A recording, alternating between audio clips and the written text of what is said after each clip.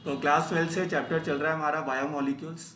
और कार्बोहाइड्रेट्स में जितना भी इस साल कोर्स में था वो हमारा ख़त्म हो गया। सिर्फ आपको मोनोसैकेराइड्स पे फोकस करना है, यानी कि ग्लूकोज और फ्रक्टोज के स्ट्रक्चर्स आने चाहिए और उनके रिएक्शंस आने चाहिए। इतना काम आप कर लीजिए कार्बोहाइड्रेट से। तो आज हम बात करने जा रहे हैं किसकी? प्रोटीन्स की। तो अगर हम ये वर्ड देखें जो ये प्रोटीन्स है, इसका वैसे ग्रीक वर्ड में इसका नाम होता था प्रोटीयस। तो उसी से ये वर्ड निकला है जिसको क्या नाम दिया जाता है आज? प्रोटीन। इसका मतलब होता है प्राइमरी और प्राइम इंपॉर्टेंस। मतलब कि ये प्राइमरी और प्राइम इंपॉर्टेंस को उन्होंने नाम दिया था। और जितने भी प्रोटीन्स होते हैं ये पॉलीमर्स होते हैं। देखो जो पीछे आप पढ़ रहे हैं अभी, जो वर्ड आपने सुने स्टार्च, इसके अलावा जो पॉलीसैकेराइड्स की अगर हम बात करते हैं तो वो सब भी पॉलीमर्स ही होते हैं। तो प्रोटीन भी एक पॉलीमर्स है, लेकिन आपको पता होगा कि जब पॉलीमर बनता है तो उसका कोई ना कोई मोनोमर तो होता है। मोनोमर मतलब जो लगातार उसके साथ रिपीट होकर जुड़ता चला जाता है और बड़ी लॉन्ग चेन फॉर्म कर लेता है। तो उसी हिसाब से अगर हम बात करें तो प्रोटीन का मोनोमर कौन होता है? Alpha amino acids. तो आपको ध्यान रखना है कि प्रोटीन किससे मिलकर बनते हैं? अल्फा अमीनो एसिड से मिलकर बनते हैं। अब इनको अल्फा क्यों कहा गया है वो भी बताएंगे, अमीनो एसिड दो नाम कैसे आ गए वो भी बताएंगे। तो पहले हमें अमीनो एसिड्स को समझना होगा। जब अमीनो एसिड्स हमें समझ में आ जाएंगे तभी हम प्रोटीन तक पहुंच पाएंगे, क्योंकि अमीनो एसिड्स प्रोटीन्स के क्या होते हैं? मोनोमर होता है उसका। तो कहता है कि इसको अमीनो एसिड्स नाम इसलिए दिया गया है क्योंकि इसमें अमीन भी होता है, यानी कि NH2 जो कि अमीनो से निकाला गया, और इसके पास कार्बोक्सिलिक एसिड भी होता है यानी कि एसिड। तो इसलिए इसके को नाम दिया गया अमीनो एसिड्स। तो अमीनो एसिड नाम इसलिए दिया गया क्योंकि इसके पास अमीन है, दैट मीन्स NH2, इसके पास कार्बोक्सिलिक एसिड भी है, दैट मीन्स COH। तो उसकी वजह से ये नाम इसको दिया गया है। अब ये जो अल्फा बीटा गामा ये सब यूज करते हैं, ये किस बिहाफ पे यूज करते हैं? अल्फा कार्बन हमारे लिए वो कार्बन होता है जिस पर हमारा फंक्शन ग्रुप लगा होता है। और याद होगा ना, जैसे इस पे फंक्शन ग्रुप लगा है तो ये अल्फा है, इसके साथ वाला बीटा है और उसके भी साथ वाला क्या है? गामा है। तो यहाँ पर अल्फा अमीनो एसिड्स का मतलब यही है जो आपको सामने ये जो स्ट्रक्चर दिखाई दे रहा है। देखिए, तो इसको मैं ढंग से थोड़ा बना के दिखाता हूँ आपको और समझाता हूँ इसको। देखिए,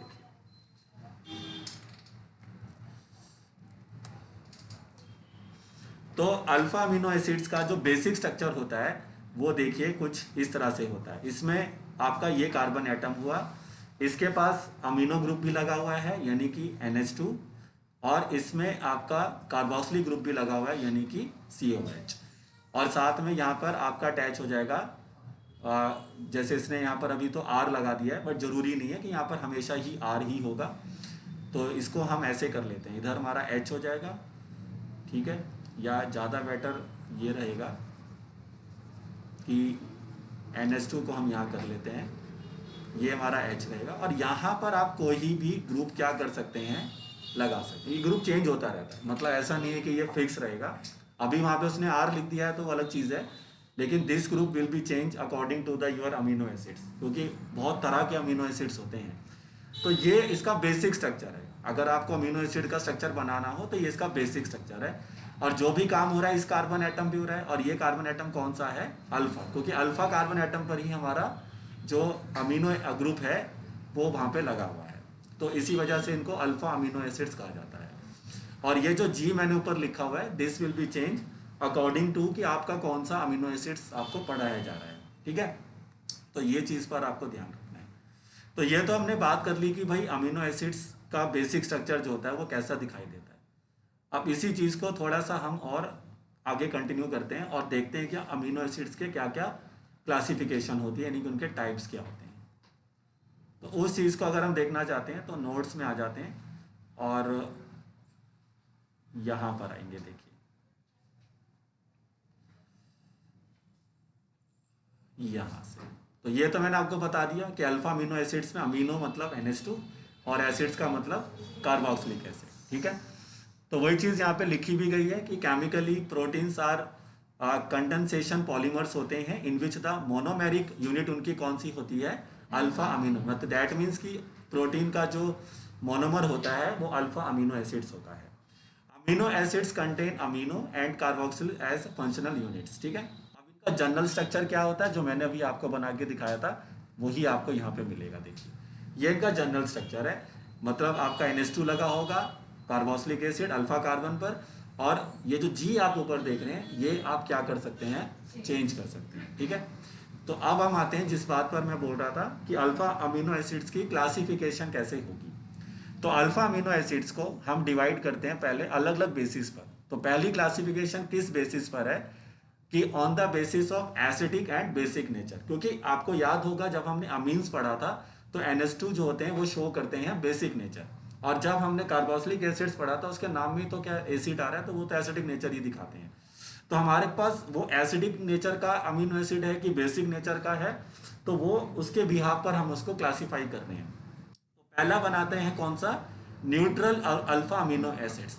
तो न्यूट्रल अल्फा अमीनो एसिड्स कब मिलेगा, जब उसके पास एक ही NH2 ग्रुप होगा और एक ही उसके पास कार्बोक्सिलिक ग्रुप होगा।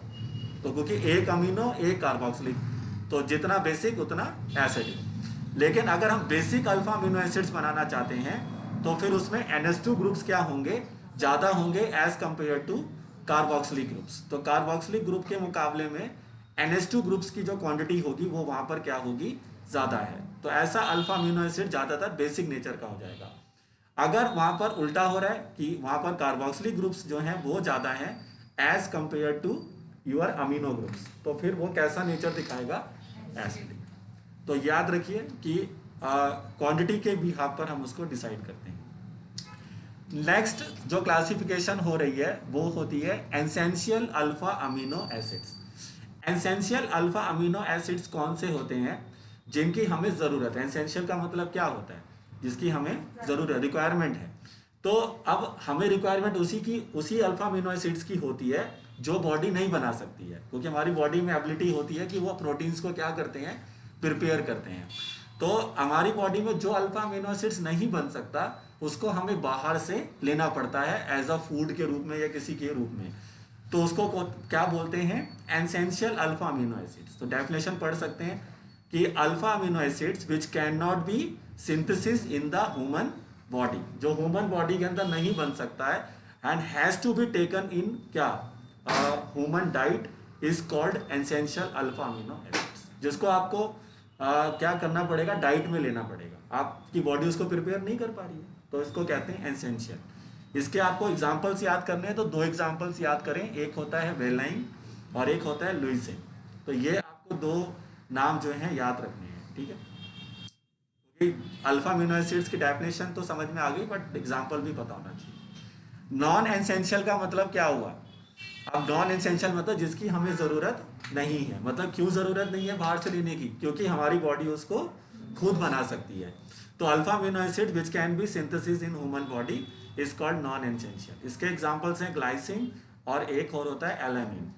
तो ये आपके पास दो एग्जांपल हैं जो कि ऐसे अमीनो एसिड्स हैं जो बॉडी खुद बना सकती है। ऐसे और भी एग्जांपल्स हैं जो आपको अभी मैं दिखा दूंगा, बट एटलीस्ट आपको दो दो तो याद रखने पड़ेंगे, ठीक है। तो ये तो समझ में आ गया कि एसेंशियल और non essential alpha amino acids क्या होते हैं। एसेंशियल मतलब जो बाहर से लेने पड़ेंगे, और नॉन एसेंशियल मतलब जो हमारी बॉडी खुद बनाती है। इसके बाद अगर हम आगे बढ़ते हैं तो अब जो मैंने आपको बात बोली थी कि वो जी जो आप था वहाँ पर, उसको अगर आप चेंज करेंगे तो अलग अलग अमीनो एसिड्स बनते चले जाएंगे।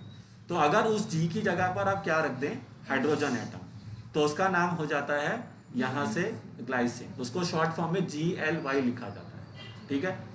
अगर आप उस जी की जगह पर मिथाइल ग्रुप लगा दें, मिथाइल ग्रुप, तो उसका नाम हो जाएगा यहाँ से एलानिन, और उसके लिए ALA लिखा जाता है शॉर्ट फॉर्म के अंदर। ऐसे पूरा टेबल बना हुआ है। अगर आप NCERT में चले जाएं तो वहाँ आपको पूरा एक टेबल मिलेगा, मैं दिखा देता हूँ।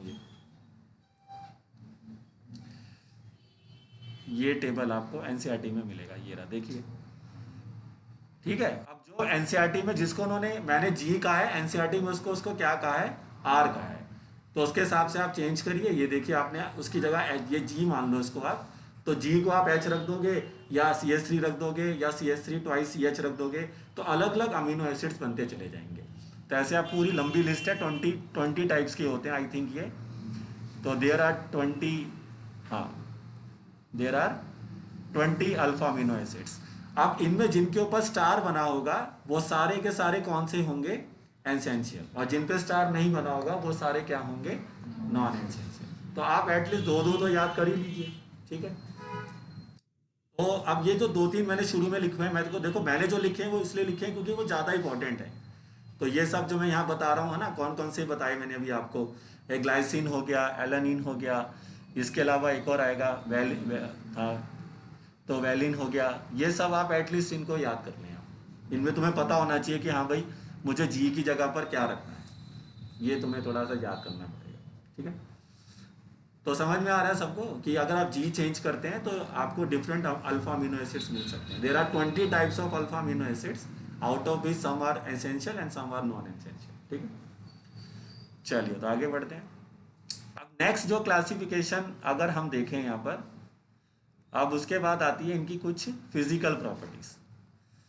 अगर हम इनकी फिजिकल प्रॉपर्टीज की बात करते हैं तो कहते हैं कि alpha amino acids are usually क्या होते हैं, कलरलेस हैं, नॉन वॉलेटाइल क्रिस्टलाइन सॉलिड्स हैं which melt with decomposition at fairly high temperatures. मतलब कि इनकी डिकम्पोजिशन आसान नहीं है, इनको डिकम्पोज करने के लिए बहुत हाई टेम्परेचर जरूरत पड़ती है, और यूजली ये कलरलेस हैं और नॉन वॉलेटाइल मतलब आसानी से वेपर में कन्वर्ट नहीं होते हैं। They are insoluble in non polar solvent, मतलब जो नॉन पोलर सॉल्वेंट्स होते हैं लाइक बेंजीन या ईथर, ये उसमें डिजोल्व नहीं होते हैं, बट सोलेबल हो जाते हैं किसके अंदर, आसानी से वाटर के अंदर, वाटर के अंदर ये आसानी से सोलेबल होते हैं। आगे कहते हैं कि their aqueous solutions behave like solution of substance of high dipole movement, मतलब इनके जो सॉल्यूशंस बनते हैं, एक्वस सॉल्यूशंस बनते हैं, वो हाई डायपोल मूवमेंट्स के सॉल्यूशंस क्रिएट होते हैं वहां पर, ठीक है। अब जो अगला कॉन्सेप्ट आ रहा है ये बहुत ही इंपॉर्टेंट है, और इसको यहाँ पे नाम दिया है ज्विटर। अगर आपको थोड़ा बहुत याद आ रहा हो तो जब हमने अमीन्स पढ़ा था तो वहां पर भी इसकी एक रिएक्शन था वहां पर जहां पर ज्विटर आयन बनता था, अगर आपको याद हो। उसमें हम सल्फ्यूरिक एसिड का के साथ रिएक्शन करते थे एनिलीन का, तो वहां पर भी ज्विटर आयंस बनते थे। अब ये ज्विटर आयंस क्या होता है, कैसे बनते हैं, वो मैं आपको बताता हूँ। क्योंकि जैसा कि हमें पता है कि जो NH2 है ये बेसिक नेचर का है, तो हमें पता है कि बेस कौन होता है, जो H+ को एक्सेप्ट कर लेता है, और कार्बोक्सिलिक एसिड जो ग्रुप लगा हुआ है ये वाला, ये एसिड नेचर का है तो ये रिलीज कर सकता है। तो होता ये है कि ये अपने हाइड्रोजन को रिलीज करता है यहाँ से H, और वो H ऊपर जो NH2 है जिसके पास एक लोन पेयर है, ये उस लोन पेयर को किसको दे देता है, इस H+ को, और उसको एक्सेप्ट करके क्या बन जाता है, NH3+। उस पर प्लस तो आएगा क्योंकि उसमें लोन पेयर यूज कर लिया है। तो आपने देखा कि कार्बोक्सिलिक एसिड का हाइड्रोजन निकला तो यहाँ पर कैसा चार्ज आ गया, नेगेटिव, और वो हाइड्रोजन NH2 में जाके जुड़ गया क्योंकि वो बेसिक नेचर का था, तो उस पर चार्ज आ गया NH3+। तो इसके पास नेगेटिव चार्ज भी है और साथ साथ इसके ऊपर कैसा चार्ज है, पॉजिटिव। तो इसको क्या बोला जाएगा, ज्विटर आयन। तो पेपर में आ सकता है कि ज्विटर आयन बना के दिखाइए आप कि अल्फा अमीनो एसिड जो होते हैं जो ज्विटर आयन कैसे बनाते हैं। तो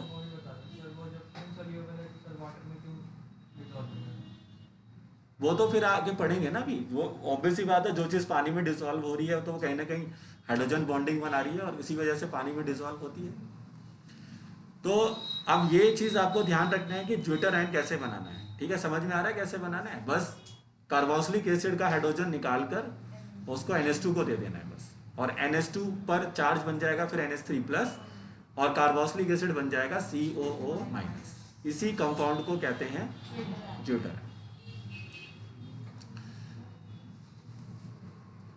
अब एक और इंपॉर्टेंट टॉपिक आ रहा है जिसको हमने यहाँ पे नाम दिया है isoelectronic points of alpha amino acids. देखो अब अल्फा अमीनो एसिड्स के साथ क्या है, जैसे ज्विटर आयन जो आपके पास प्रेजेंट था, अब उसके पास क्या है कि नेगेटिव चार्ज भी है, उसके पास पॉजिटिव चार्ज भी है, मतलब उसके पास दोनों ग्रुप्स हैं, एसिडिक ग्रुप भी है और अल्फा अमीनो एसिड जो होता है उसके पास बेसिक ग्रुप भी है। तो होता यह है कि जब हम अल्फा अमीनो एसिड्स को ऐसे सॉल्यूशंस में डालकर उसके बाद उसके ऊपर इलेक्ट्रिक फील्ड अप्लाई करते हैं तो वो मूव कर सकते हैं दोनों तरफ, क्योंकि उसके पास नेगेटिव चार्ज भी है, पॉजिटिव चार्ज भी है। तो वो कैथोड की तरफ भी मूव कर सकता है और एनोड की तरफ भी मूव कर सकता है। लेकिन उसने कहा कि अगर आप अपने सोल्यूशन की पीएच को इस तरह से मेंटेन करें, लिखा है the pH at which there is a no net migration of amino acid under the influence of applied electric field. मतलब मैं अपने सोल्यूशन को, देखो अगर मैंने अपने सोल्यूशन को बहुत ज़्यादा एसिडिक बना दिया या मैंने अपने सोल्यूशन को बहुत ज़्यादा बेसिक बना दूं, तब जाके उसकी मूवमेंट होगी एनोड या कैथोड की तरफ। लेकिन अगर मैं उसकी पीएच को ऐसे मेंटेन कर दूं कि जिस पीएच पर वो पहुंचने के बाद वो ना कैथोड की तरफ मूव कर रहा है मेरा अल्फा अमीनो एसिड, ना ही किसकी तरफ मूव करे, एनोड की तरफ, उसकी मूवमेंट कहीं नहीं हो रही है, तो उस पॉइंट को, उस जगह को हम क्या बोलते हैं, आइसो इलेक्ट्रॉनिक पॉइंट। तो ये अल्फा, हर अल्फा अमीनो एसिड का आइसो इलेक्ट्रॉनिक पॉइंट अलग अलग होता है। किसी का किसी पीएच पर, जैसे किसी का 3.5 पर आ रहा है, किसी का 4.5 पे आ रहा है, किसी का 7 पे आ रहा है। तो हर अल्फा अमीनो एसिड्स का अलग अलग पीएच वैल्यूज होती है, जिस पीएच वैल्यू पर वो उनकी जो माइग्रेशन होती है टूवर्ड्स द इलेक्ट्रोड्स वो स्टॉप हो जाती है। उसी पोजीशन को, उस जगह को हमने क्या नाम दिया है, आइसो इलेक्ट्रॉनिक पॉइंट नाम दिया है। ठीक है, तो ये डेफिनेशन है, सिंपल आ जाएंगी पेपर में। अब जैसे देखो यहां पर मैं आपको दिखाता हूं, अगर आपने क्या किया, ये हमारा मेन अमीनो एसिड्स है जो मैंने बीच में बना रखा है। ठीक है, ये देखिए ग्लूटाराइन बना दिया बीच में। अब इसके ऊपर नेगेटिव चार्ज भी है और पॉजिटिव चार्ज भी है। अब मान लो कि आपने इसको ऐसी जगह पर भेज दिया जहां पर काफी ज्यादा बेसिक सोल्यूशन है, मतलब पीएच वैल्यू 7 से क्या है, ज्यादा है, तो वहां पर काफी ज्यादा अमाउंट्स में क्या प्रेजेंट होगा, वहां पर OH माइनस, क्योंकि बेसिक मीडियम अगर हमारा बनता है वहां पर, तो उस केस में काफी ज्यादा अमाउंट में वहां पर OH माइनस होता है। तो अगर हम इसको बेसिक मीडियम में भेज देते हैं तो OH माइनस आयंस होने की वजह से क्या होता है, अब माइनस चार्ज माइनस में जाके थोड़ी ना अटैक करेगा, सीधी सी बात है। तो ये कहां पे अटैक करेगा, नाइट्रोजन के ऊपर जो कैसा चार्ज बना हुआ है, पॉजिटिव। तो ये अपना H+ रिलीज कर देगा। जैसे ही अपना H+ रिलीज कर देगा तो OH माइनस के साथ कंबाइन होकर क्या बन जाएगा, वाटर, और ये वापस किस रूप में दिखाई देगा, NH2। और उधर तो CO माइनस तो वैसे ही बना रहेगा। तो आपने देखा कि जब मैंने इसको बेसिक मीडियम में रखा तो आपके उस NH3 पे जो पॉजिटिव चार्ज था उसमें से H+ रिलीज हो गया और वो वापस क्या बन गया, NH2। लेकिन अभी भी मेरे इस कंपाउंड पे कैसा चार्ज बना हुआ है, नेगेटिव। तो ये किस तरफ मूव करेगा, एनोड की तरफ। यानी कि अगर आप अपने अल्फा अमीनो एसिड्स को किसी बेसिक मीडियम में रख देते हैं तो उनकी मूवमेंट किसकी तरफ होती है, एनोड की तरफ, क्योंकि उसके पास सिर्फ कार्बोक्सिलिक एसिड पे नेगेटिव चार्ज रहता है, अमीन के ऊपर जो चार्ज था वो खत्म हो जाता है।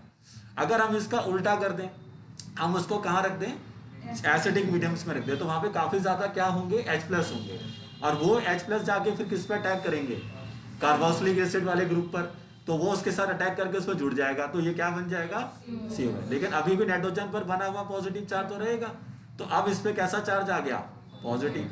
तो फिर अब ये मूव करेगा कहां पर, क्योंकि कैथोड पर नेगेटिव चार्ज होता है और एनोड पर पॉजिटिव चार्ज।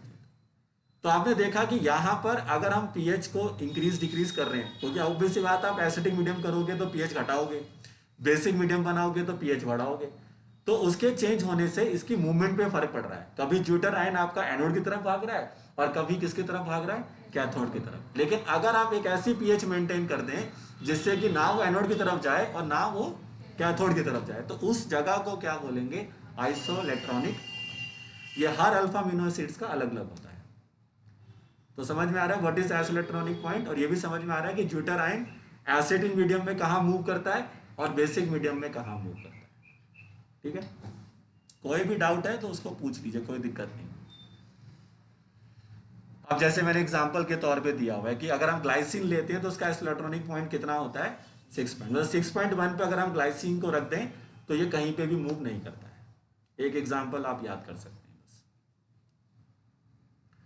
तो भाई इस तरह से आपको अमीनो एसिड्स की जानकारी दी गई, इनकी क्लासिफिकेशन, इनकी प्रॉपर्टीज, और इनके साथ जो चीज़ें जुड़ी हुई हैं, जो इनकी पीएच वैल्यू जो है वो जुड़ी हुई है, वो सारी मैंने आपको बता दिया इसके अंदर। ठीक है, अब हमें पहुंचना कहां पर है, हमें पहुंचना है प्रोटीन के पास, और प्रोटीन पहुंचने के लिए हमें शुरुआत तो अल्फा अमीनो एसिड से ही करना है, क्योंकि अल्फा अमीनो एसिड उसका मोनोमर है। अब जब बहुत सारे अल्फा अमीनो एसिड्स अपने साथ जुड़ते चले जाएंगे तब जाके वो बड़ी बड़ी चेन्स फॉर्म करके प्रोटीन्स में कन्वर्ट हो जाएंगे। तो कैसे ये प्रोटीन्स फॉर्म होते हैं वो ही मैं आपको अब समझा रहा हूं। देखिए, तो अगर आप देखें तो नेक्स्ट टॉपिक को हमने यहाँ पे नाम दिया हुआ है पेप्टाइड्स एंड देयर क्लासिफिकेशन। तो सबसे पहले हमें इनको समझना पड़ेगा, ये पेप्टाइड्स क्या होते हैं और उनकी कैसे क्लासिफिकेशन होती है। तो आप देख सकते हैं इधर आपके पास एक अल्फा अमीनो एसिड है और ये आपका दूसरा अल्फा अमीनो एसिड है।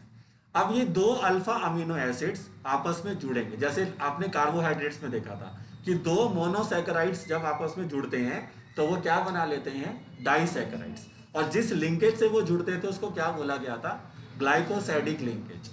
तो वैसे ही दो अल्फा अमीनो एसिड्स जब आपस में जुड़ेंगे तो वो आपको बना के देंगे डाई पेप्टाइड। क्या ना बना के देंगे, डाई पेप्टाइड। ध्यान से सुनिए। तो अब ये मैंने एक अल्फा अमीनो एसिड लिया है जिसके ऊपर जीवन लिख दिया मैंने, ये दूसरा अल्फा अमीनो एसिड लिया G2। अब ये जुड़ेंगे कैसे, जब ये जुड़ते हैं तो इनमें से वाटर मॉलिक्यूल का रिलीज होती है। तो देखो वाटर मॉलिक्यूल कैसे रिलीज करेंगे, हमने इधर वाला जो मेरे लेफ्ट साइड पर जो आपका अल्फा अमीनो एसिड है लेफ्ट साइड के आपके, उसका OH वाला पार्ट लेना पड़ेगा ये कार्बोक्सिलिक एसिड से, और इधर वाले से NH2 ग्रुप से हमें क्या लेना पड़ेगा, एक H।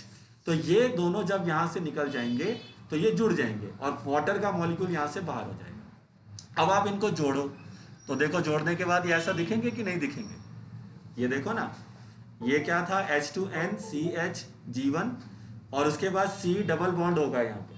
आ रहा है समझ में? अगर मैं इसको थोड़ा सा एक्सपेंड कर दूं, अगर यहाँ दिखा देता हूँ, अगर ज़्यादा आपको प्रॉब्लम हो रही होगी तो यहाँ समझ लें। ये देखिए G1 लिया और इधर से दूसरा अल्फा अमीनो एसिड लीजिए, तो उसका H बाहर कर दीजिए NH2 ग्रुप का, फिर ये C रखिए, ऊपर आ जाएगा G2, यहाँ आ जाएगा आपका कार्बोक्सिलिक एसिड और ये उसका हाइड्रोजन। अब इसको थोड़ा सा एक्सपेंड कर दीजिए, ऐसे लिख सकते हैं ना, क्या दिक्कत है। अब ये H और OH आपको क्या कर देना है, इसको निकाल देना है। ये मैंने निकाल दिया देखिए, तो इसमें से H2 हटा दीजिए। अब बताइए क्या बनेगा, H2NC, इसके ऊपर रहेगा G1 और साथ में H, फिर यहाँ आ जाएगा C डबल बॉन्ड O, साथ में क्या लगेगा NH, और ये C के ऊपर G2 और उसके बाद फिर COH। तो ये इस लिंकेज से जुड़ गए। आप देख रहे हैं एक लिंकेज बन रही है यहाँ पर, ये वाली, इस लिंकेज से ये जुड़ रहे हैं, ये लिंकेज। और ये थोड़ा सा आपको याद दिलाएगी अमाइड का। अमाइड का फॉर्मूला क्या होता है C double bond O NH2, बस एक जुड़ रहा है तो H यहाँ से कम हो गया। तो ये दो अल्फा अमीनो एसिड्स जो हैं आपस में जुड़ गए, और जिस लिंकेज से ये जुड़ रहे हैं, इस C double bond NH linkage, इस लिंकेज को क्या बोलते हैं,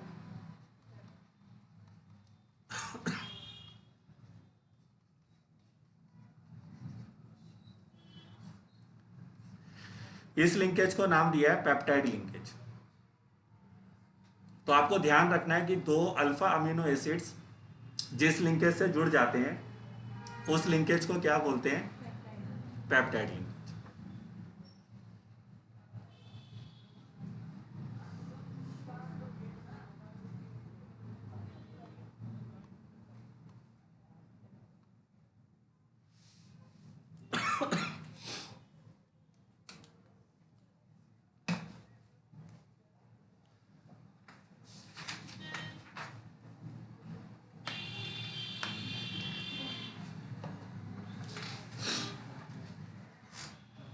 एक मिनट रुकिए।